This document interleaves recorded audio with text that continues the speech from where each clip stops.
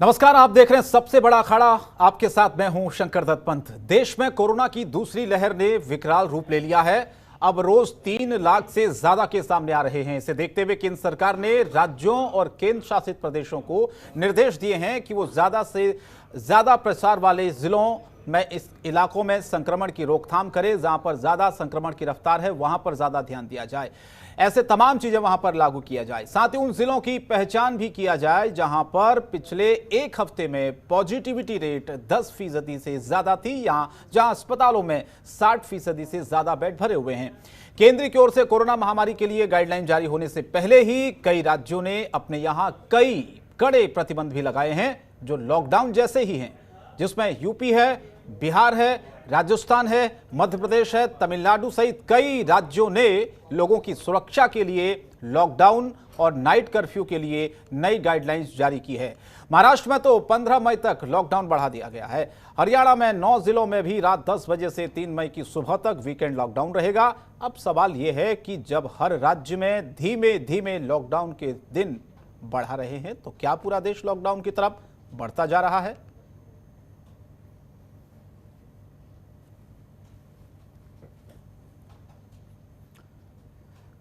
तो देश में आप देखिए कोरोना की जो रफ्तार बढ़ती जा रही है, उसे देखते हुए अब ये सबके जहन में सवाल आ रहा है, क्या लॉकडाउन की तरफ देश बढ़ता जा रहा है क्या? क्योंकि बहुत सारे ऐसे राज्य हैं जहां पर मिनी लॉकडाउन लगा है, जिसमें महाराष्ट्र है, उत्तर प्रदेश है, बिहार भी है, बहुत सारे राज्य हैं। और ये सवाल सबके जहन में आ रहा है कि आगे होगा क्या। तो चलिए सिलसिला शुरू करें अपने मेहमानों का चर्चा की। उससे पहले कुछ सवाल आज के आपको बता दें इस चर्चा के। सबसे पहला सवाल आज का हमारा यह है कि क्या लॉकडाउन की तरफ देश बढ़ रहा है? अहम सवाल है बहुत ही। सबके जहन में सवाल घूम रहा है कि क्या लॉकडाउन लगेगा क्या, और लगेगा तो कितने दिन का लगेगा। दूसरा सवाल यह है कि राज्यों में बढ़ रही है सख्ती, देश की क्या होगी स्थिति। तीसरा सवाल यह है कि क्या मिनी लॉकडाउन से टलेगा कोरोना का खतरा, क्योंकि प्रधानमंत्री ने भी कहा था लॉकडाउन आखिरी विकल्प है। क्या वो समय आ गया है आखिरी विकल्प का? जिस तरह के सिचुएशन पूरे देश में हम देख रहे हैं, संक्रमितों की संख्या में इजाफा देख रहे हैं, क्या अब कोई फैसला सरकार लेगी? क्या हम लॉकडाउन की तरफ बढ़ते जा रहे हैं? ये सवाल सबके जहन में आ रहा है, क्योंकि जिस तरह से कई राज्यों ने मिनी लॉकडाउन को बढ़ा दिया है, उससे संकेत दिए हैं कि आने वाले वक्त में यह संक्रमण की दर बहुत जल्दी कम होने वाली नहीं है। इसीलिए सभी राज्यों ने अपने अपने स्तर पर बहुत सारी ऐसी पाबंदियां लगाई हुई हैं। तो चलिए इस डिबेट की शुरुआत करते हैं। मेरे साथ कुछ खास मेहमान जुड़े हैं, उनका परिचय आपसे करवा देता हूं। दिनेश सिंह जी प्रवक्ता है भारतीय जनता पार्टी के, जुड़ चुके हैं। बहुत बहुत स्वागत है दिनेश सिंह जी आपका। अनुज यात्रे जी हैं, नेता कांग्रेस पार्टी के हैं। अभिषेक राजाराम अर्थशास्त्री हमारे साथ जुड़ चुके हैं, आपका बहुत स्वागत जुड़ने के लिए। विपिन शर्मा जी हैं, राजनीतिक विश्लेषक, हमारे साथ जुड़ चुका। चारों मेहमानों का बहुत बहुत स्वागत करता हूं। सबसे पहला सवाल मैं आप ही से आज अभिषेक राजाराम जी करना चाहता हूं। सवाल हम आज ये उठा रहे हैं कि धीरे धीरे क्या हम लॉकडाउन की तरफ फिर से बढ़ते जा रहे हैं क्या? पूरे देश में जो परिस्थिति हम इस वक्त देख रहे हैं, कोरोना की स्थिति कंट्रोल नहीं हो पा रही है, और बाकी जो राज्य हैं, चाहे आप महाराष्ट्र ले लीजिए, उत्तर प्रदेश ले लीजिए, बिहार ले लीजिए, दिल्ली ले लीजिए, उन्होंने मिनी जो लॉकडाउन था उसकी मियाद को बढ़ाकर यह संकेत जरूर दिया है कि हालात बिल्कुल मुनासिब नहीं है। आपका आकलन क्या कह रहा है? क्या ऐसे वक्त में अब जरूरत पड़ गई है कि हमको पूरी तरह से संपूर्ण लॉकडाउन करना चाहिए, या हो सकता है?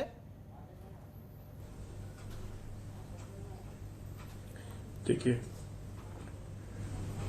पूरी तरह से लॉकडाउन अवश्यंभावी हो गया है। अब लॉकडाउन पूरे देश में लगकर रहेगा, इसका कोई समाधान नहीं है।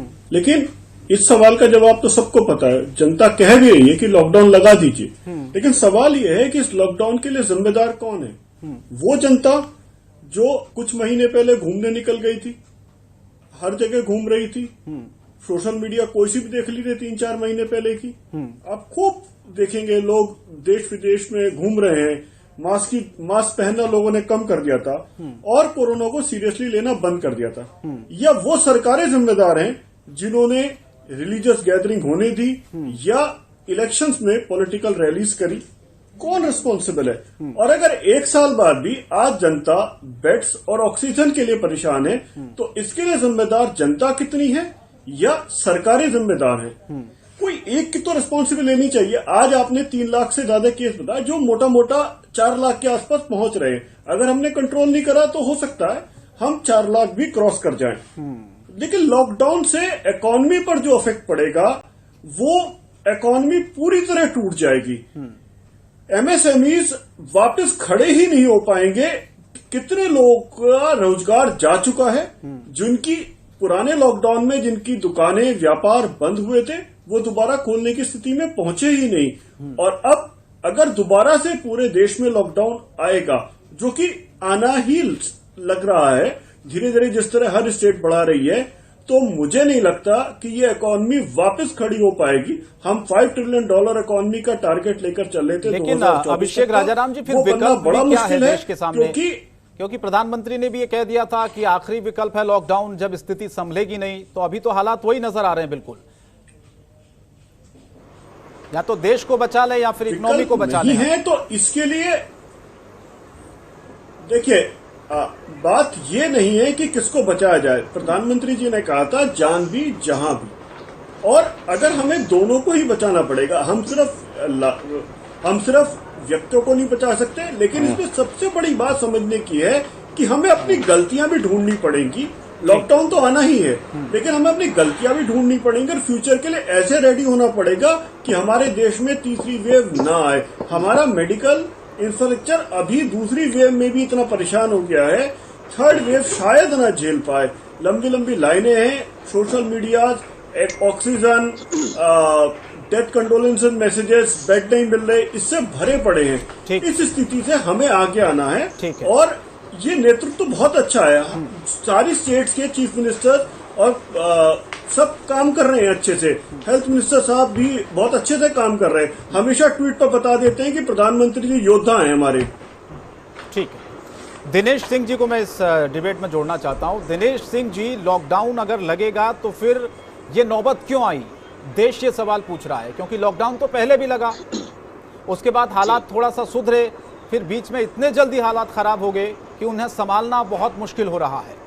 एक तरफ देश की इकोनॉमी को संभालना है, दूसरी तरफ लोगों की जान को बचाना है।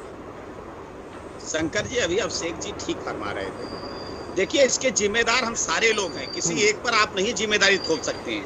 जैसे अभी राजाराम जी कह रहे थे कि देखिए दूसरे देशों में क्या है कि जब एक बार आप कह देते हैं कि बाइक पे चल रहे हैं तो आपको हेलमेट लगाना अनिवार्य है, तो लोग बिना किसी पुलिस के डर के, चालान के डर से लोग हेलमेट लगाना शुरू कर देते हैं, उसमें कहने की जरूरत नहीं पड़ती। लेकिन अपने यहाँ स्थिति क्या है कि अगर वो चालान ना हो, पुलिस सामने ना खड़ी हो, तो शायद हेलमेट सर की जगह हाथ में लोग लगाएंगे। यही हालात मास्क को लेकर, सोशल डिस्टेंसिंग को लेकर हुई। पहला जब वेव आया, उसके बाद जिस तरह से स्थिति को इस देश ने संभाला था, जनता ने और प्रशासन ने, सरकार ने मिलकर, पक्ष और विपक्ष सारे लोगों ने मिलकर उस स्थिति को नियंत्रण में किया था। और लोगों को लग रहा था, आज के समझ लीजिए 1 महीने पहले आप ले लीजिए, लोगों को लग रहा था कि शायद कोरोना पर हमने विजय प्राप्त। बिल्कुल बिल्कुल सही कह रहे हैं। लेकिन उसके बाद जो लापरवाहियां हुई हैं, लोगों ने उन सोशल डिस्टेंसिंग का अनुपालन करना बंद कर दिया, लोगों ने मास्क लगाना बंद कर दिया, लोगों ने अनावश्यक पब्लिक गैदरिंग इतनी ज्यादा बढ़ा दी कि जिसके कारण आज इस हालात से हमको गुजरना पड़ा। दूसरी चीज, आपने कहा कि राज्य धीरे धीरे करके उस स्थिति में जा रहे हैं। देखिए शंकर जी, कोई ये नहीं चाहता, ना ये सरकार चाहती है, ना ये प्रशासन चाहता है, ना ये जनता चाहती है कि संपूर्ण लॉकडाउन लगे। लेकिन जो हालात है, जैसे अभी आपने ही बताया कि अगर 3,84,000 से केसेस ज्यादा आने लगेंगे, अगर 3,500 मौतें होने लगेंगी, तो देश किस तरफ जा रहा है? इसीलिए सरकार ने कहा, और लॉकडाउन की बात कौन करते हैं पता है शंकर जी? हो सकता है वो लोग ज्यादा बात कर रहे हैं जिनको महीने में तनख्वाह आ जाती हो। इस देश में इतने बहुत सारे ऐसे लोग हैं जो हैंड टू माउथ हैं, जो सुबह से शाम तक परिश्रम करते हैं, तो शाम को उनके पेट में रोटी जाती है, उनके निवाले मिलते हैं। वो नहीं चाहते कि काम धंधे बंद हो जाए। सरकार ने इसीलिए कहा, माननीय प्रधानमंत्री जी ने भी इसीलिए कहा कि अंतिम विकल्प होना चाहिए लॉकडाउन। अभी सरकारें अपने अपने राज्य में, पार्टियां अपने अपने कार्यकर्ताओं को कहे कि लोग जो होम मिनिस्ट्री की गाइडलाइन है, जो कोविड की गाइडलाइन है, उसका अक्षरशः पालन करें। लोग अच्छा, आपने कहा दिनेश जी, आपने कहा कि लोगों ने लापरवाही बरती। मैं आपकी बात से बिल्कुल सहमत हूँ। बहुत सी खबरें हम दिखाते हैं हर दिन, और हम तो संदेश भी देते हैं कि आप घर से निकल रहे हैं, मास्क पहनिए, 2 गज की दूरी का पालन करिए, लेकिन सरकारों की कोई जिम्मेदारी नहीं है। केंद्र सरकार, राज्य सरकारों की कोई जिम्मेदारी नहीं थी इसमें? शंकर जी, ये हालात जो पैदा हुए हैं, शंकर जी, हमने कहा कि सारे लोगों को, हमने ये कहा ना, हाँ। हमने एक बार भी ये नहीं कहा। तो क्या लोगों में सरकार या हम नहीं आते हैं क्या? हम नहीं आते हैं क्या? क्या उसमें भाजपा या कांग्रेस नहीं आती? भाजपा आती है, कांग्रेस नहीं आती है। मैंने कहा कि सबको अनुपालन करना चाहिए। मैंने यही कहा ना, चाहे वो सरकार हो, चाहे वो प्रशासनिक ढांचा हो, चाहे आम पब्लिक हो, चाहे मीडिया के लोग। कहां पर चूक रह गई आप मानते हैं? सरकार से कहां चूक हो गई? हम हालातों को क्यों नहीं संभाल पाए? जब हमें पता था कि ये सेकेंड वेव आएगी और बहुत तेजी से आएगी और इस तरह का संक्रमण फैलाएगी, तो हमने पहले से तैयारी क्यों नहीं की थी अपनी? तैयारी, देखिए, तैयारी की गई थी, तैयारी, लेकिन इस लेवल पर नहीं पता था कि वेव इतनी तेज आएगी, हम लापरवाही इतनी ज्यादा कर जाएंगे। बाकी क्या तैयारी नहीं हुई क्या? पिछले 6 दशकों को उठा के देख लीजिए और पिछले 6 वर्षों को उठा के देख लीजिए, आप तुलना कर लीजिए शंकर जी। चाहे मेडिकल कॉलेज से लेकर, एम्स तक लेकर, या ऑक्सीजन से लेकर, या मास्क से लेकर, पीपी किट से लेकर क्या तैयारी नहीं हुई है? तो फिर इतने लोग क्यों मर रहे हैं? तुलनात्मक इतने लोग क्यों मर रहे हैं? इसलिए जब हमको आपको पता है, शंकर जी, जब हमको आपको पता है कि इस अनजान शत्रु से हम लड़ रहे हैं, उससे लड़ने का सबसे सही तरीका यही है कि हम सोशल डिस्टेंसिंग का पालन करें। वो मैं आपकी बात मान रहा हूँ, लेकिन अस्पतालों में जब सुविधाएं नहीं होंगी, मरीज वहां पर पहुंच रहे दिनेश जी, जब उसको बेड ही नहीं मिल रहा, ऑक्सीजन ही वहां पर नहीं है, एडमिट करने के लिए कोई तैयार नहीं है, तो वो फिर व्यवस्था करने की जिम्मेदारी किसकी है? मैं तो ये सवाल आपसे पूछ रहा हूँ। अनुज आत्रे जी, निश्चित तौर पर सरकार की जिम्मेदारी है। मैं कहता हूँ सरकार की जिम्मेदारी नहीं, सबकी जिम्मेदारी मैं कह रहा हूँ। लेकिन एक चीज और मैं कह रहा हूँ, अनुज जी, सवाल मेरा ये है कि क्या हम लॉकडाउन की तरफ बढ़ रहे हैं? ये सब जान रहे हैं कि परिस्थितियां जो हैं वो लॉकडाउन कभी भी लग सकता है, केंद्र सरकार इस पर लगा सकती है, क्योंकि लोगों की ज्यादातर अभी यही मांग है कि हमारे जीवन को बचा लीजिए। लेकिन मेरा सवाल वही है फिर भी कि इन हालातों का जिम्मेदार कौन है? ये जो हालात पैदा हुए, क्या हम इसको संभाल नहीं सकते थे? क्योंकि जनवरी और फरवरी में, जैसा कि दिनेश जी भी कह रहे हैं, सारे पैनलिस्ट ये कह रहे हैं कि ऐसा लग रहा था कि कोरोना को हमने हरा दिया है। अचानक से हमने देखा, अनुज आत्रे जी, कि 1 या 1.5 महीने के अंदर स्थिति इतनी विकराल हो गई जिसका अंदाजा किसी को नहीं था। किसी ने नहीं सोचा था कि यह स्थिति आ जाएगी। अस्पतालों में मारामारी, ऑक्सीजन की कमी, बेड्स नहीं मिल पा रहे हैं। देखिए, निश्चित तौर पे आपने जो कह रहे हैं किसी को नहीं मालूम था, यह जनता के लिए कहा जा सकता है कि जनता को जब दिखा कि लगातार मामले कम हो रहे हैं और जिस तरह से पूरे देश में एक ऐसा लग रहा था कि कोरोना खत्म होने की तरफ है, तो जनता ने मान लिया था कि कम हो रहे हैं। लेकिन क्या हमारे देश के एक्सपर्ट्स, हमारे देश के साइंटिस्ट, हमारे देश के डॉक्टर्स और साथ ही WHO ने जो सरकार को चेताया था कि पूरे विश्व में कोरोना की दूसरी लहर जरूर आई है और हमारा देश उससे अछूता नहीं रहेगा, दूसरी लहर आनी निश्चित तौर पे है, तो ये किसकी जिम्मेदारी बनती थी कि दूसरी लहर के लिए तैयारी की जाए? और जहां जहां दूसरी लहर आई है, पहली लहर से ज्यादा गंभीर परिणाम उभर के हैं, बहुत ही बेहद गंभीर तरीके से वहां पर आई है। लेकिन सरकार की प्राथमिकता उन 4-5 महीने का जो समय मिला जब कोरोना के मामले घटे, प्राथमिकता बदल चुकी थी। प्राथमिकता राजनीति मोड पर आ गए थे, प्राथमिकता चुनाव पर आ गए थे, प्राथमिकता बंगाल चुनाव था। तो लगातार अगर ये इस मोड में रहते कि 33 रैली बंगाल में कैसे की जाए और यहाँ कोरोना के ऊपर ध्यान ना दिया जाए, तो देश की आवाज नहीं आ रही। ठीक है, आपकी आवाज दुरुस्त करा रहे हैं। का प्रयास किया जा रहा था। अपनी बात को पूरी एक प्रयास किया जा रहा था कि किस तरह से विश्व रूप में मैं अपनी जो है एक निजी छवि बना लूं। कोविड वैक्सीन जो हमारे देश में जिसकी सबसे ज्यादा आवश्यकता थी, 130 करोड़ का देश है हमारा, अभी नहीं बनी थी इतनी वैक्सीन की जो हम लोग दानी मन के दूसरे देशों में बांटना शुरू कर दिया था। 6.5 करोड़ वैक्सीन विदेशों में एक्सपोर्ट कर दी सरकार ने अनुमति देकर के। तो आप मान रहे हैं कि आज हालात ये है कि आज सरकार कहती है कि हमारे पास वैक्सीन नहीं है। किसने हक दिया था, ये किसने अधिकार दिया था आपको कि अपने देश के निवासियों के लिए आप उसको वैक्सीनेशन ना करवाएं और आप विदेशों में जाके 70 देशों में वैक्सीन बांट दें? ठीक है, आज ऑक्सीजन का पूरे विश्व में अगर सबसे बड़ा कोई प्रोड्यूसर है तो हमारा देश है। इन 70 सालों की कमाई देश की ये रही है। 7,500 मैट्रिक टन हम लोग प्रोड्यूस करते हैं ऑक्सीजन। लेकिन जो वर्तमान की सरकार है, पिछले क्वार्टर में इन्होंने ऑक्सीजन की जो एक्सपोर्ट होती थी, पहले 4.5 मैट्रिक टन एक्सपोर्ट होती थी, उसको दोगुना करके 9,300 मैट्रिक टन एक्सपोर्ट करवा दी इन्होंने और अपना देश खाली करा दिया वैक्सीन ऑक्सीजन से। ठीक है, और आज अब हाथ पे हाथ धरे बैठे हैं कि ऑक्सीजन नहीं है, वेंटिलेटर्स नहीं है, वैक्सीन खत्म हो गई है, बनवा रहे हैं, अब विदेशों से मंगवाएंगे, पहले भेज दिए, तो यह व्यवस्था के लिए कौन जिम्मेदार है? ठीक है, दिनेश जी ने आपका सवाल सुन लिया होगा, मैं जवाब लूंगा दिनेश जी आपसे। मैं सुन नहीं पाया सवाल, इसीलिए मैं कह रहा था कि अगर अनुज जी की आवाज अच्छा, मेरे मैं पास लौटूंगा, ठीक है, आपकी आवाज दुरुस्त हो जाएगी, फिर मैं आपको बताता हूं कि अनुज जी ने क्या सवाल आप पर उठाए हैं।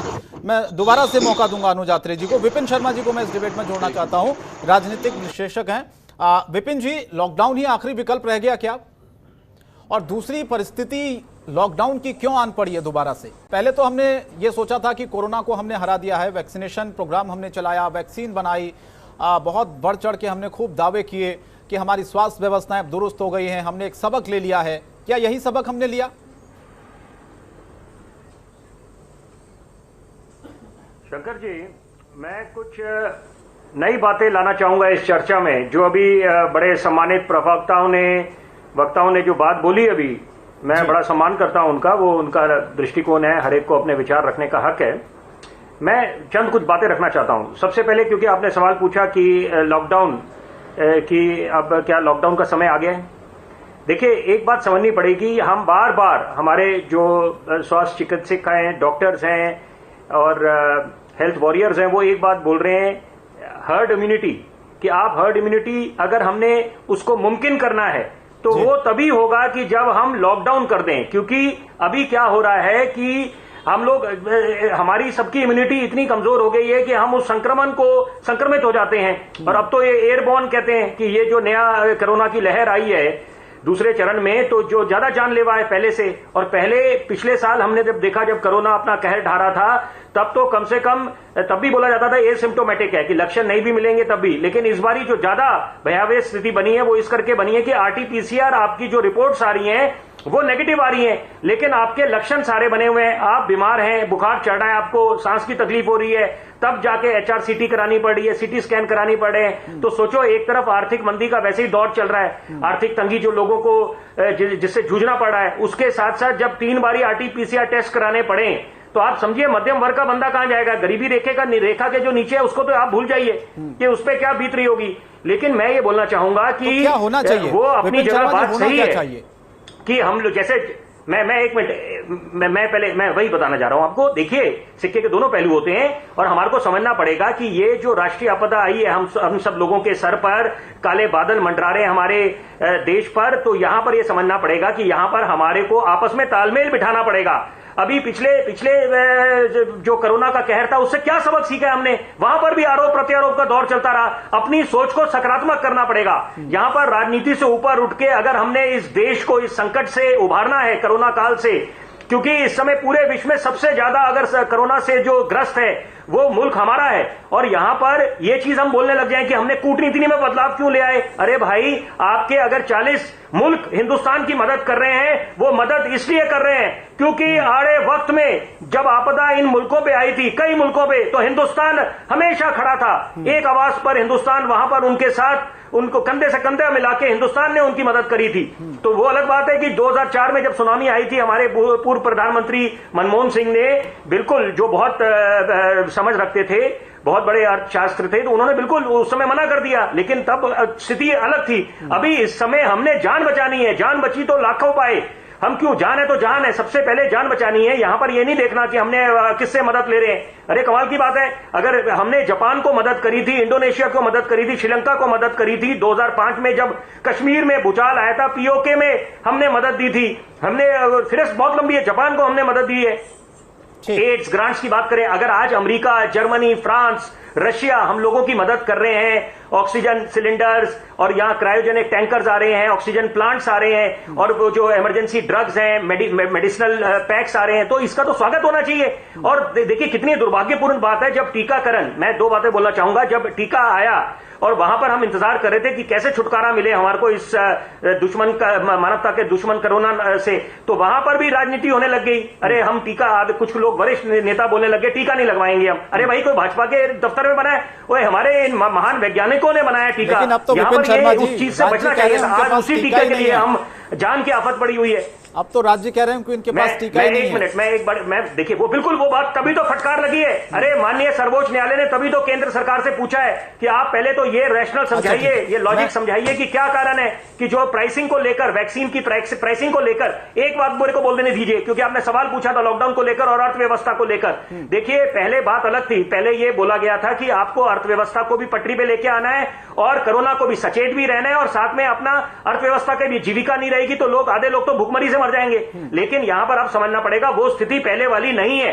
अब यहां पर लॉकडाउन एकमात्र विकल्प रह गया। वो अलग बात है कि थोड़े समय पहले प्रधानमंत्री ने बोला कि आखिरी विकल्प होगा, लेकिन अब क्योंकि पानी सर के ऊपर से जा चुका है। स्थिति में अगर देश पहुंचा है तो इसका फिर कौन जिम्मेदार है? क्यों ऐसे हालात पैदा हुए? मैं बहुत बढ़िया, मैं वो ही बोलना चाहता हूं। देखिए मेरे को बोलने दीजिए, ये इसका उत्तर ये है, हमारे को सोच दूसरी दिशा में भी ले जानी पड़ेगी। सारे पहलुओं पे हमारे को ध्यान रखना पड़ेगा, संज्ञान लेना पड़ेगा कि पहले पिछले साल हमने बोला कि ये चीन के वुहान शहर से निकला है वायरस और चीन पे कुछ प्रतिबंध लगने चाहिए। क्या ये गैर रासायनिक युद्ध था, बायोलॉजिकल वॉरफेयर था या उनकी लापरवाही थी? दोनों स्थितियों में चीन पे कार्रवाई होनी चाहिए थी, WHO को कुछ करना चाहिए था। सारे मुल्कों ने आवाज उठाई थी। हम इस बात को सरे से खारिज नहीं कर सकते कि अभी भी कुछ चीन का षड्यंत्र हो सकता है और ये सिर्फ ये महज हमारी तो लापरवाही है। अगर हम शासन प्रशासन सरकारों को जिम्मेदार ठहरा रहे हैं तो सारे कुछ नागरिकों की भी जिम्मेदारी है। हम लोग टीकाकरण अभियान शुरू हुआ तो हम लापरवाह हो गए। हमने बोला हमने जीत पा ली, हमने काबू पा लिया कोरोना पे, मास्क उतार दिए और यहां पर हर जगह आप देखते थे पब्लिक प्लेसेस में, मार्केट्स में लोग धड़ल्ले से निकल रहे हैं, धज्जियां उड़ा रहे थे सोशल डिस्टेंसिंग की, ऐसे ये सोच के कि हमने फतेह कर ली है, किले फतेह कर ली है। तो ये देखिए सफर लंबा है और यहां पर अब समझना पड़ेगा कि राजनीति से ऊपर उठ के सकारात्मक सोच करके एकजुट होना पड़ेगा, प्रतिज्ञा लेनी पड़ेगी कि हमने देश को मारना है। हम सब देश प्रेमी हैं, हम सब चाहते हैं कि देश को जल्दी से जल्दी छुटकारा मिले कोरोना से। बिल्कुल सही कहा आपने, राजनीति से ऊपर उठना चाहिए, हमको पार्टी से ऊपर उठना चाहिए और तभी हम इस देश को बचा पाएंगे क्योंकि ऐसी परिस्थिति इस वक्त देश में, दिनेश जी, अनुज जी, अभिषेक जी और विपिन जी, बहुत खतरनाक स्थिति पूरे देश में इस वक्त चल रही है। संक्रमण जो तेजी से फैल रहा है वो कहां जाकर रुकेगा ये किसी के समझ में फिलहाल नहीं आ रहा है। आप चारों मेहमान मेरे साथ बने रहेगा, मुझे एक छोटे से ब्रेक के लिए यहाँ रुकना पड़ रहा है। ब्रेक के बाद फौरन हाजिर हो रहे हैं, इस चर्चा को आगे बढ़ाएंगे। ब्रेक के बाद स्वागत है आपका। चार खास मेहमान लगातार मेरे साथ बने हुए, चर्चा की एक बार फिर से शुरुआत करता हूं। मैं सीधे अभिषेक राजाराम जी आप ही के पास आता हूं, अगर आपको मेरी आवाज आ रही है। अगर लॉकडाउन की हम बात कर लेते हैं तो अर्थव्यवस्था को भी हमें देखना है, देश के लोगों को भी हमें बचाना है।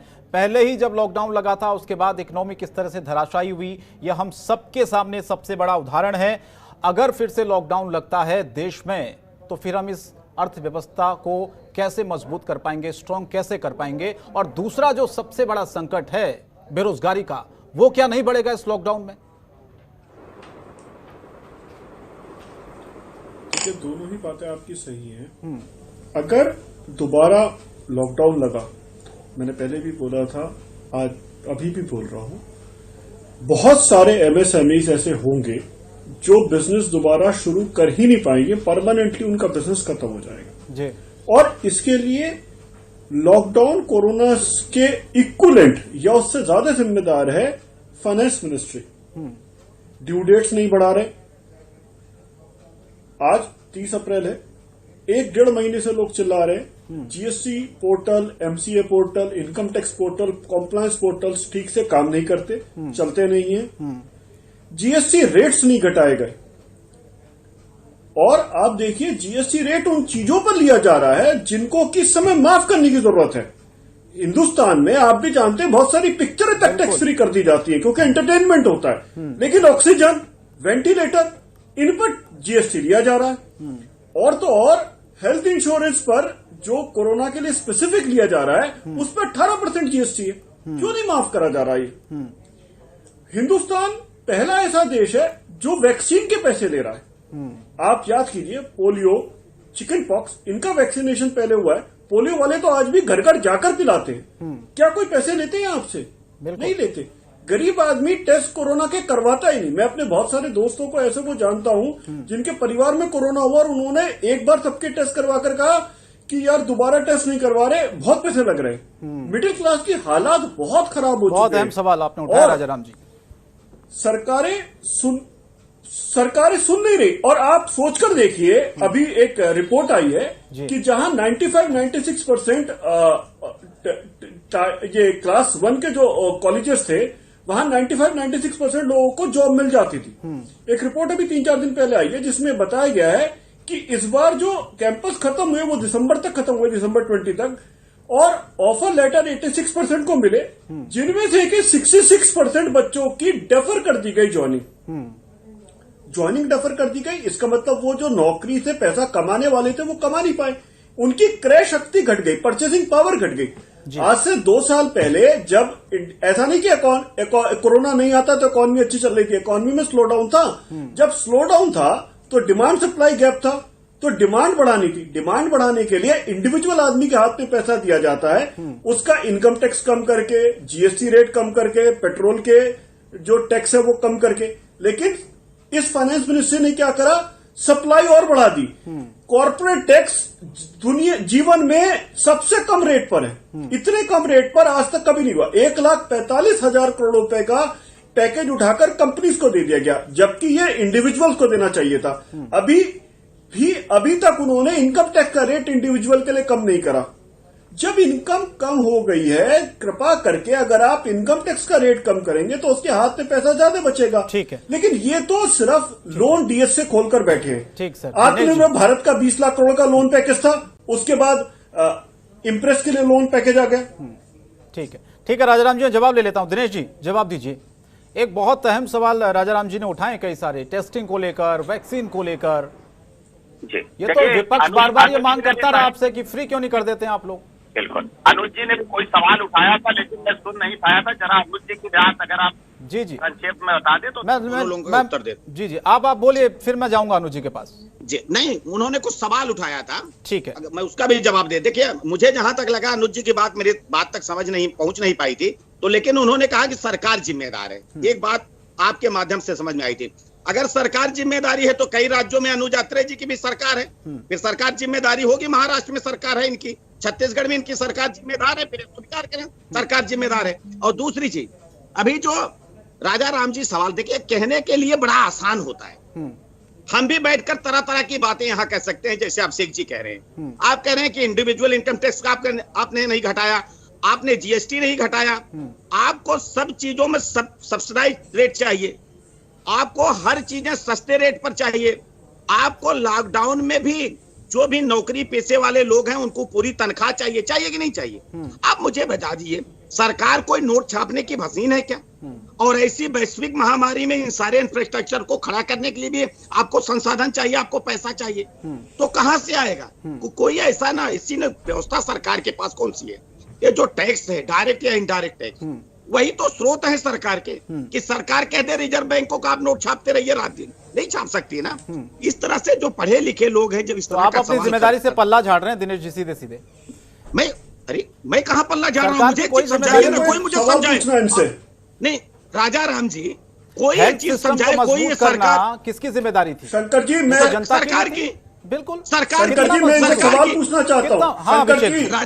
राजा राम जी एक मिनट, शंकर जी मैं सवाल पूछिए। मैं दिनेश जी एक सेकंड, दिनेश जी 2 मिनट रुकिए। दिनेश जी, मैंने मुफ्त में कुछ नहीं मांगा। नहीं, 1 मिनट पहले मेरी बात सुन लीजिए, पहले मुझे बोलने दीजिए। आपने जो बात बोली वो काउंटर कर रहा हूँ, आप पूरा करते रहिए।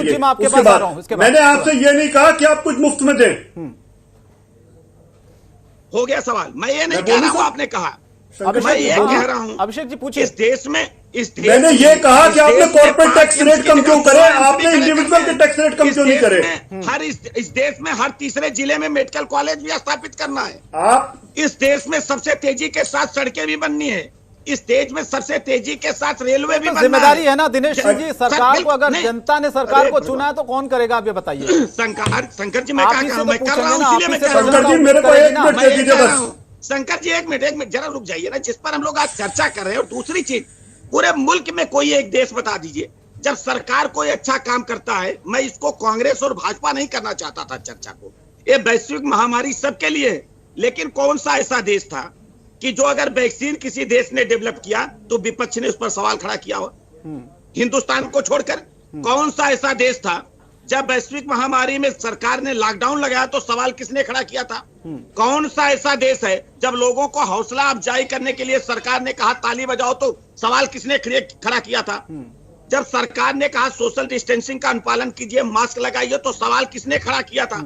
और उन नेताओं को मुझे बता दिया वैक्सीन आने के तो बाद आपके भी नेताओं पर विपक्ष सवाल उठाता कि आप रैलियों में बिना मास्क के घूम रहे हैं, हजारों की संख्या में लोग वहां पर आ रहे हैं, एक तरफ कोविड का संक्रमण चल रहा है, दूसरी तरफ रैलियां हो रही हैं, इसकी क्या जरूरत थी? आप पर भी सवाल उठता है। फिर अनुज यात्रा जी, मैं आपको लाना सवाल उठाना चाहिए, सवाल उठाना चाहिए। कोई सवाल से नहीं भाग रहा हो, कोई जिम्मेदारी शंकर जी मुझे 1 मिनट दे दीजिए। शंकर जी, अच्छा अब शंकर जी प्लीज जल्दी से।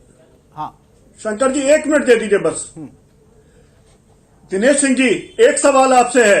जब स्लो डाउन आता है it is demand supply gap. जब डिमांड कम होती है, सप्लाई ज्यादा होती है, तब जाकर स्लो डाउन आता है। तो आप सप्लाई साइड बढ़ाते हैं by reducing corporate tax rate, ना कि डिमांड बढ़ाते हैं इंडिविजुअल टैक्स रेट कम करके। मैंने कब कहा कि आप किसी को मुफ्त में दीजिए? 1,45,000 करोड़ का पैकेज आपने कॉर्पोरेट्स को दे दिया और इंडिविजुअल के हाथ में कुछ नहीं दिया। ये मेरा सवाल है कि आप डिमांड किस तरह बढ़ाएंगे जब आप सप्लाई साइड के बढ़ाने की बात करें, जबकि ऑलरेडी स्लो डाउन है। इसको जरा अर्थशास्त्र में समझा दीजिए। अभिषेक जी, जो लोग वित्त मंत्रालय में बैठे हैं, जो लोग सरकार में बैठे हैं, जब वो लोग स्कीमें लाते हैं तो सारे एक्सपर्ट से चर्चा करके कि कहां पर ढील देनी है, कहां पर कसना है, ये सारे वहां एक्सपर्ट होते हैं। मुझे लगता है हमसे आपसे योग्य लोग भी उसमें होते हैं। उनके साथ चर्चा करके फिर सरकार किसी निर्णय पर पहुंचती है। आज जो लॉकडाउन की भी स्थिति है कि लगे ना लगे, और उस चर्चाओं का हालात ये हुए कि इंडिया 9% ग्रोथ रेट से घट के 3.5% आ गया कोरोना से पहले। अभिषेक जी, उसका रिजल्ट ये रहा है कि अगर कोरोना नहीं आता तो इंडिया की ग्रोथ रेट 3.5% आ गई। अभिषेक जी, अब सुनना भी सीखिए ना, आप सवाल खड़ा करिए। उसका परिणाम ये रहा कि वैश्विक महामारी के पहले लहर के बाद भी देश मजबूती के साथ खड़ा रहा और चल चुका था देश। लेकिन हमारी आपकी गलतियों की वजह से फिर से देश को भुगतना पड़ रहा है, इसको स्वीकार करिए। अनुज यात्रा जी, क्या यह जनता की गलती है जो परिस्थिति अभी देखी जा रही है? और दूसरा जो आरोप दिनेश सिंह जी लगा रहे हैं कि आप लोग सिर्फ सवाल उठाना जानते हैं, किसी भी देश ने कोई सवाल नहीं उठाए वहां पर विपक्ष ने, चाहे वैक्सीन को लेकर हो, चाहे लॉकडाउन को लेकर हो, चाहे बढ़ते संक्रमण को लेकर हो। आप लोग क्यों उठाते हैं सवाल? क्या जरूरत है आप लोगों को सवाल उठाने की? चुपचाप तमाशा देखते रहिए जो हो रहा है। ये नहीं कहा तमाशा देखते रहिए, शंकर जी गलत बात। अनुज जी, यही एक काम मीडिया का रह गया कि तमाशा देखते रहिए। इस वैश्विक महामारी में इस तरह की चर्चा गजब बात। आपका रोल नहीं है क्या? नहीं तो सवाल नहीं उठे, सवाल दिनेश जी मुझे बताइए, सवाल नहीं पूछा जाएगा क्या सरकार से? देखते रहिए, सरकार से सवाल नहीं पूछा जाएगा, मुझे बताइए क्या विपक्ष किससे सवाल पूछेगा? तमाशा हो रहा है शंकर जी, क्या हो रहा है देश में? देश में क्या हो रहा है दिनेश जी?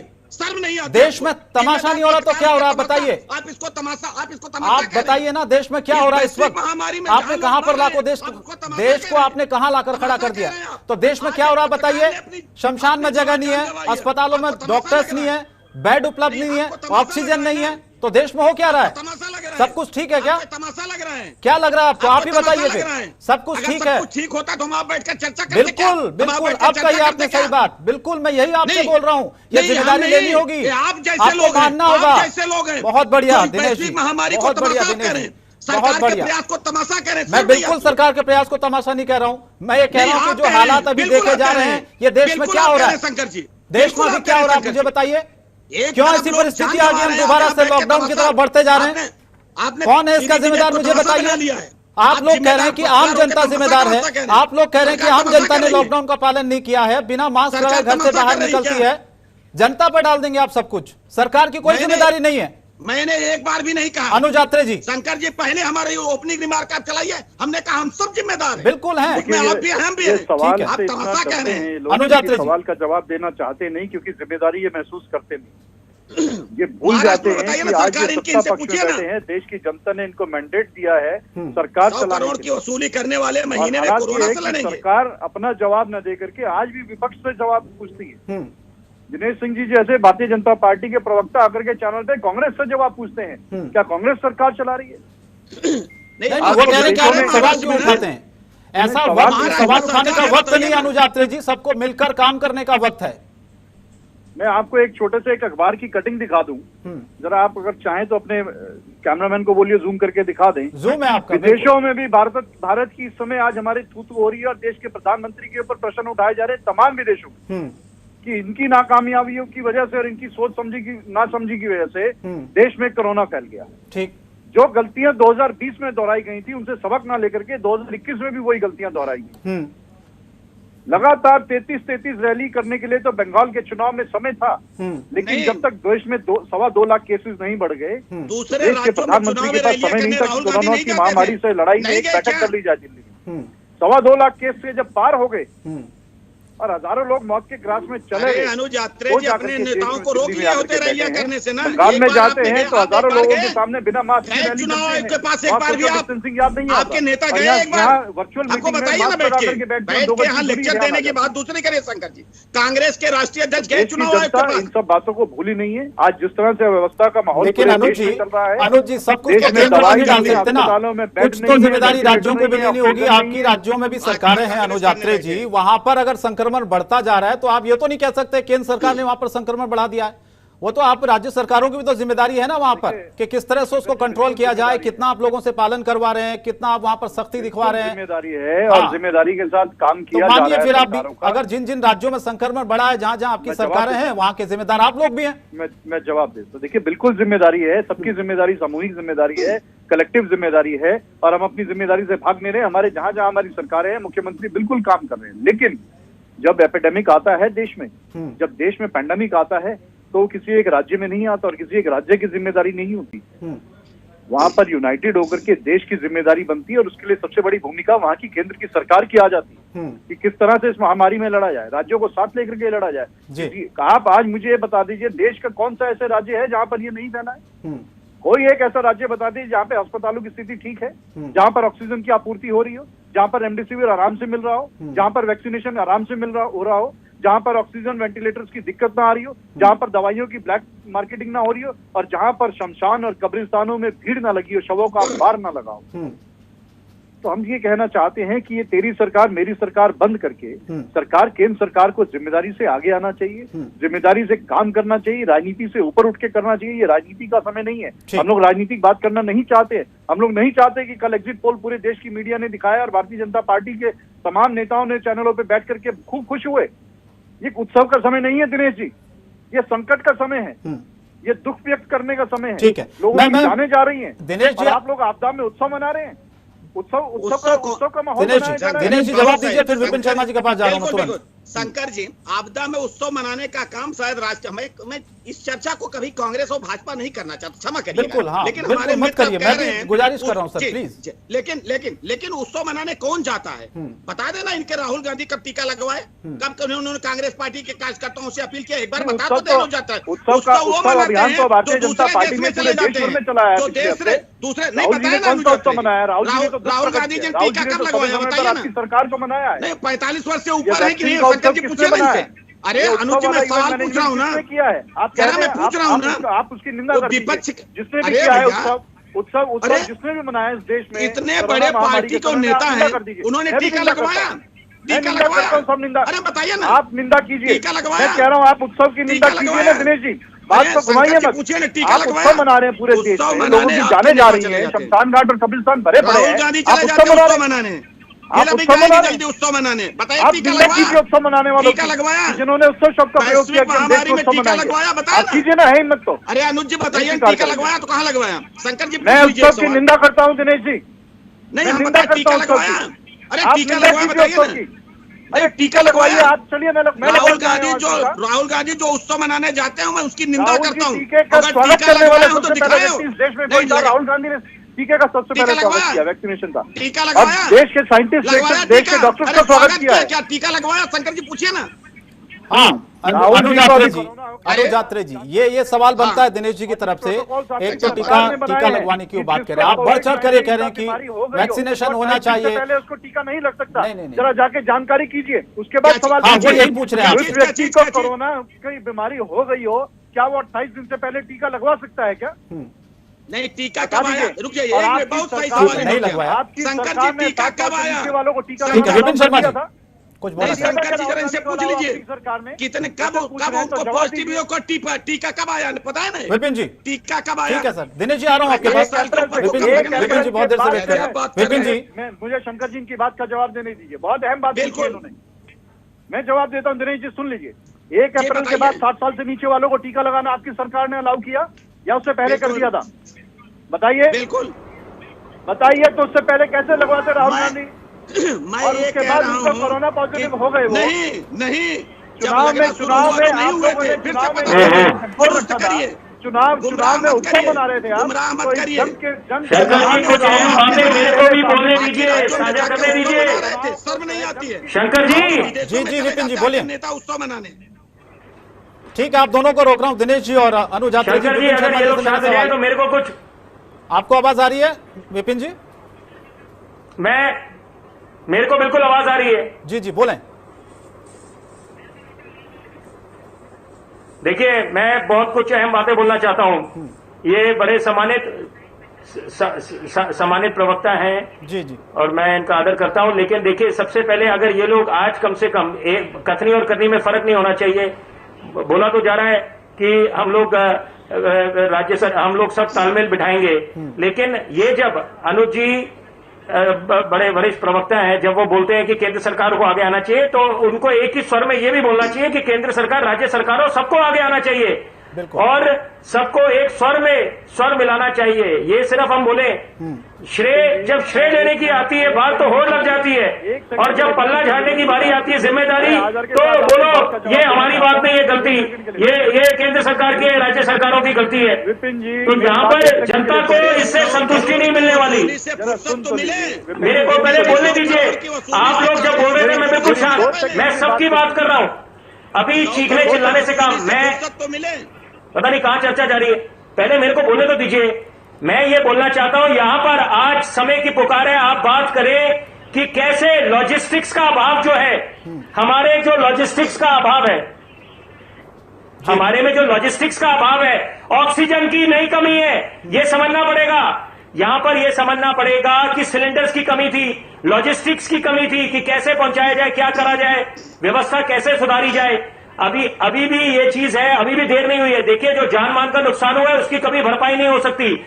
अभी सख्त से सख्त कार्रवाई किस पे होनी चाहिए? जो ब्लैक मार्केटिंग कर रहे हैं, जमाखोरी कर रहे हैं, और आज भी अपने व्यापार दिख रहा है उनको, सही बात कही, और लोगों की जान पे बनी हुई है, लोगों का व्यापार दिख रहा है वहां पर, और ये जिम्मेदारी राज्य सरकारों की है, और यहाँ पर हमें समझना पड़ेगा। अफसोस के साथ मुझे कहना पड़ रहा है, एक बात बोलना ऐसा चाहूंगा, किसी राज्य में नहीं हो रहा है कि जहां पर राज्य सरकारें इस पर रोक लगा पाए। जब मुख्यमंत्री शीला दीक्षित हुआ करती थी, वो हर एक चीज की जिम्मेदारी लिया करती थी। स्वर्णिम दौर देखा है दिल्ली ने, हम लोग जी और हम वो पल्ला नहीं झाड़ती थी कोई भी चीजों की। उनको लोग क्यों याद करेंगे हमेशा?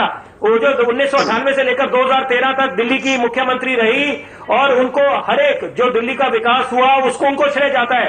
देखिए, आज उनकी कमी महसूस हो रही है, और अभी हमें ये देखना है कि यहाँ पर अभी माननीय सर्वोच्च न्यायालय ने फटकार लगाई योगी सरकार को। उन्होंने बोला, भाई आप जो ये कोएर्सिव एक्शन ले रहे हैं, ये जो आप बात कर रहे हैं कि जो SOS कॉल्स करते हैं ऑक्सीजन की किल्लत को लेकर, एक आम नागरिक गुहार लगा रहा है, इस समय कितने संकट के बादल मंडरा रहे हैं सर पर, उस समय आप कार्रवाई की बात करते हैं। तो उन्होंने बिल्कुल साफ निर्देश दे दिए कि अगर जो करेंगे ऐसे कोएर्सिव एक्शन लेंगे, उनके खिलाफ कंटेम्प्ट की प्रोसीडिंग्स होंगी।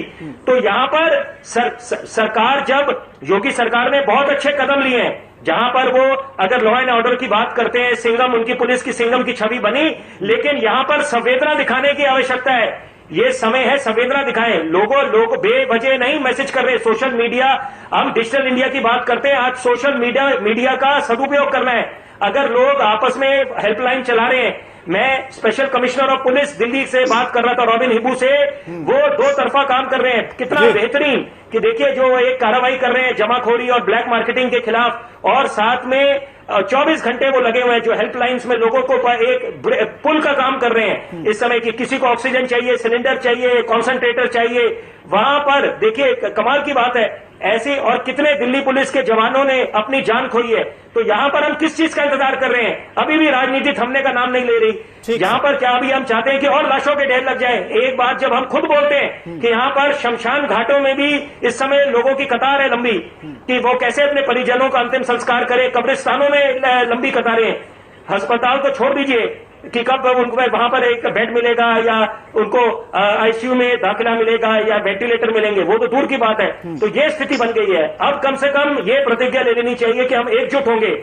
आज कम से कम यहां पर हमारे को संतुष्टि मिले, मैं एक आम आदमी के तरीके से बोल रहा हूं उस दृष्टिकोण से कि आज हम लोग ये संकल्प ले लें कि हम सब चीजों से उठ के हम सब देश प्रेमी है, ये हमारा देश है, हमने देश को उभारना है इस कोरोना काल से। बिल्कुल आपने सही कहा, बिल्कुल सही कहा आपने, सबको एक होना चाहिए, मिलकर संकल्प लेना होगा, कोरोना को हराना है। लेकिन मैं अभिषेक राजाराम जी आपसे जानना चाहता हूं कि क्या वाकई में हमने सबक नहीं लिया क्या पिछले साल से? 2020 में जो परिस्थितियां हमको दिखाई कोरोना ने पूरे देश को, इससे पहले कभी किसी ने वो मंजर नहीं देखा था, लेकिन उससे भी भयावह मंजर इस वक्त हम देख रहे हैं। इस साल पिछले 1 महीने के अंदर जो परिस्थितियां लगातार तेजी से खराब होती जा रही है, क्या लगता है आपको कहां पर चूक गए हम?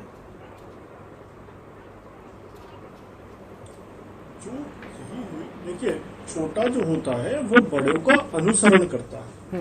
इस समय पूरे देश में मोदी जी से बड़ा कोई लीडर नहीं, उनसे ज्यादा कोई पॉपुलर नेता नहीं। और उन्होंने क्या करा, ही वेंट इनटू रैलीज, वो रैलीज कर रहे थे और धीरे धीरे आप देखिए सभी नेता ने धीरे धीरे रैलीज करी। आज मुझे इस चर्चा में बड़ा दुख हुआ कि एक इंडिविजुअल ने टीका लगवाया नहीं लगवाया, ये चर्चा का विषय बन गया।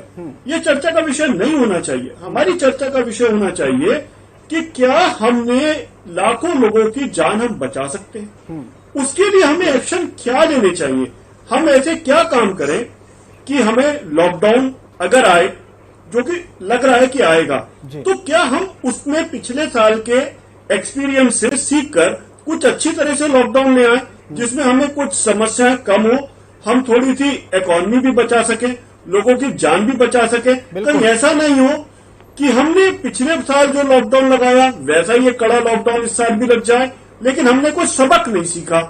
और हालात यही लग रहे हैं कि हमने कोई बहुत ज्यादा सबक नहीं सीखे। और अगर ऐसे ही लॉकडाउन 2 आया और फिर लॉकडाउन 2 जब थोड़े नंबर कम होंगे, ईज ऑफ हो गए, लोग ऐसे ही घूमने निकल जाएंगे, मास्क पहनना बंद कर देंगे, इलेक्शन रैलीज होंगी, रिलीजियस गैदरिंग होगी, तो शायद हमें लॉकडाउन 3 भी लाना पड़ेगा। कोरोना को हम शायद कभी डिफीट ही नहीं कर पाएंगे।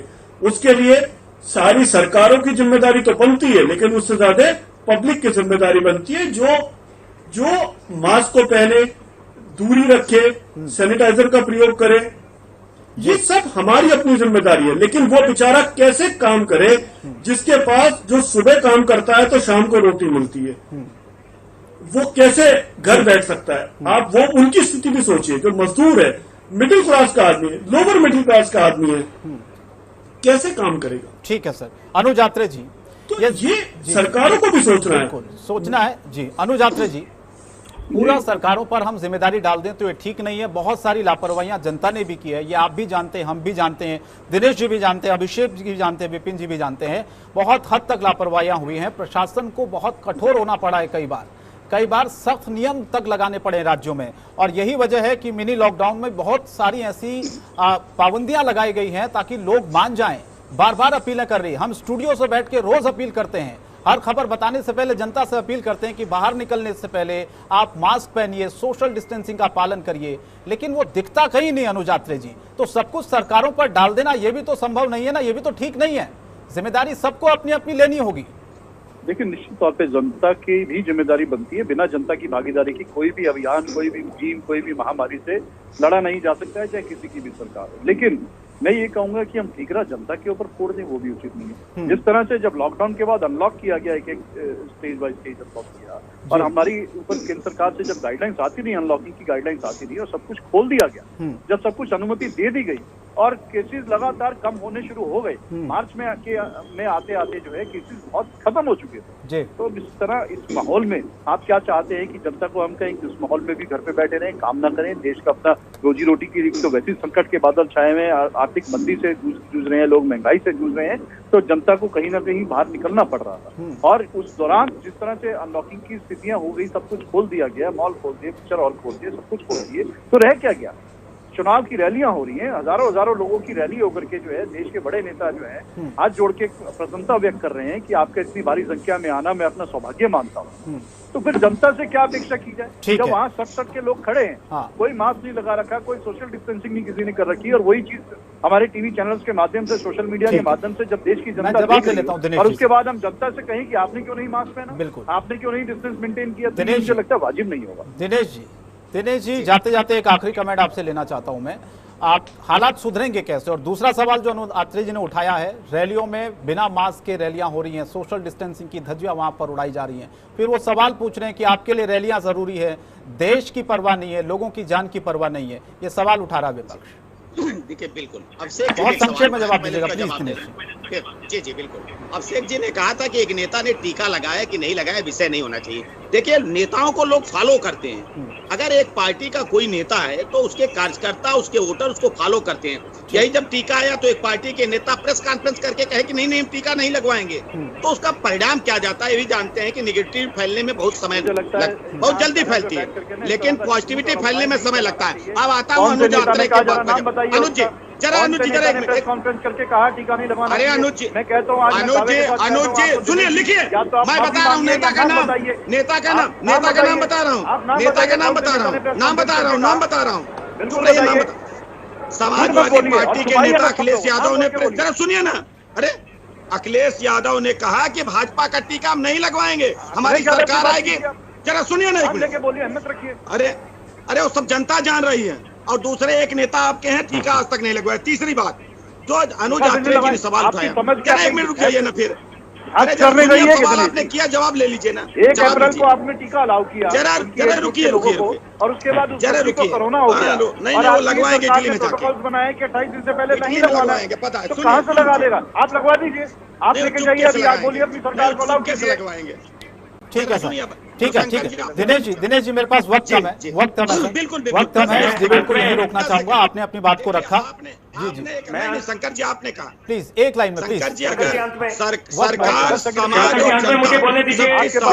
जवाब देने के लिए 10 जन्म नहीं पूरे हो पाएंगे। ठीक है, मैं माफी चाहता हूँ, सामूहिक जिम्मेदारी है। और ठीक है सर, सबकी जिम्मेदारी है दिनेश जी। मैं कह रहा हूँ डिबेट खत्म करने से पहले हमारी भी है, आपकी भी है, अनुज जी की भी है, अभिषेक जी की भी है, विपिन जी की भी है, सबकी जिम्मेदारी है, सबको मिलकर लड़ना है। इसीलिए राजनीति से ऊपर उठना है, देश की सेवा करना है इस संकट की घड़ी में। इसीलिए सबको अपनी अपनी जिम्मेदारी को समझना होगा, आम जनता को भी समझना होगा, सरकारों को भी समझना होगा, जो राजनीतिक दल हैं, जो जनप्रतिनिधि हैं, जिनको जनता फॉलो करती है, उनको भी समझना होगा कि कोई ऐसा कदम ना उठाए, कोई ऐसी चीज ना करें जिससे परिस्थितियां खराब हो। फिलहाल बहुत बहुत धन्यवाद आप चारों का इस डिबेट में शामिल होने के लिए, चर्चा में शामिल होने के लिए। सबसे बड़ा अखाड़ा में आज के लिए इतना ही, लेकिन जनतंत्र टीवी पर खबरें लगातार जारी रहेंगी। नमस्कार।